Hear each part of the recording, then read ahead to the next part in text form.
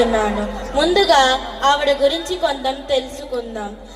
తమిళనాడు రాష్ట్రంలోని శ్రీవిల్లిపుత్తూరు అనే గ్రామంలో విష్ణు చిత్తుల వారు అనే ఒక కృష్ణ భక్తుడు ఉండేవాడు. ఆయన తులసి మాలలు కట్టి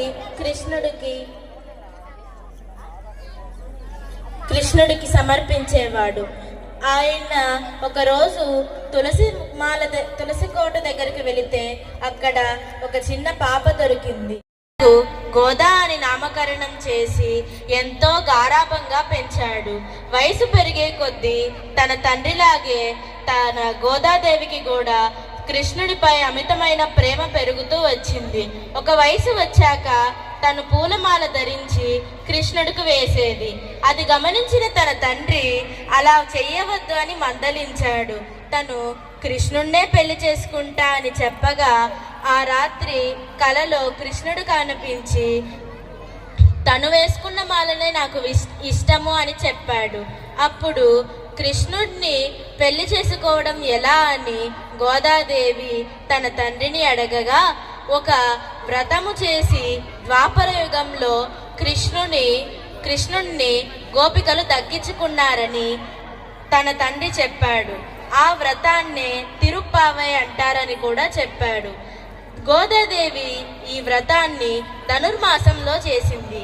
అనగా డిసెంబర్ 16 నుంచి జనవరి 16 వరకు ఉండే కాలము. తనే చేయడం కాకుండా తన స్నేహితుల్ని కూడా కలుపుకొని చేసింది. ఒక్కొక్క పాసురానికి ఒక్కొక్క గోపికని 15 పాసురాల పాటు లేపి తదుపరి మొత్తం ఆ కృష్ణుణ్ణి సేవిస్తూ ఉంది. జనవరి 14 అయిన భోగి రోజున రంగనాయకుణ్ణి పెళ్లి చేసుకుంది. అయితే ఈ తిరుప్పావైలోని మొదటి పాసురం నేను పాడబోతున్నాను. ఇది గోపికలకు ఈ వ్రత ఆచరణలు ఎలా ఆచరించాలి, దీనివల్ల వచ్చే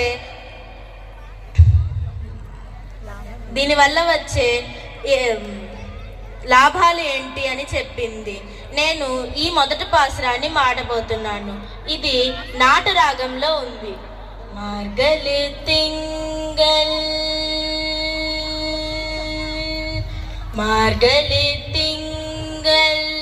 மதி நிறைந்த நன்னாளாய் மார்கழி திங்கள் மதி நிறைந்த நன்னாளாய் மார்கழி திங்கள் மதி நிறைந்த நன்னாளாய் நீராட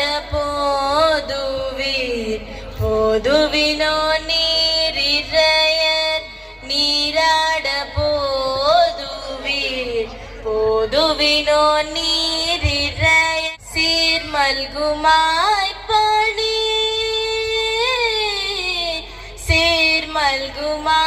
பாடி செல்வ சிறவீர்கால் சீர்மல்குமாய் பாடி செல்வ சிறவீர்கால் கூர்வன் கொலும் துயிலன் நந்தகோபன் குமாரன் கூர்வன் கொலும் துயிலன் நந்தகோபன் குமாரன் ஏராந்த கண்ணை யசோதை இளம் சிங்கும் ஏராந்த கண்ணை யசோதை இளம் சிங்கும் கார்மேனி செங்கல் கதிர்மதியும் போன் முகத்தால் கார்மேனி செங்கல் கதிர்மதியும் போன் முகத்தால் நாராயணனே நமக்கே நாராயணனே நமக்கை பறை தருவாய் நாராயணனே நமக்கை பறை தருவாய் பாரோர் புகழ் படுந்தேலோரம் பாவாய் பாரோர் புகழ் படுந்தேலோரம் பாவாய் ஆண்டாள் திருவ తిరువడిగడే శరణం. ధన్యవాదములు.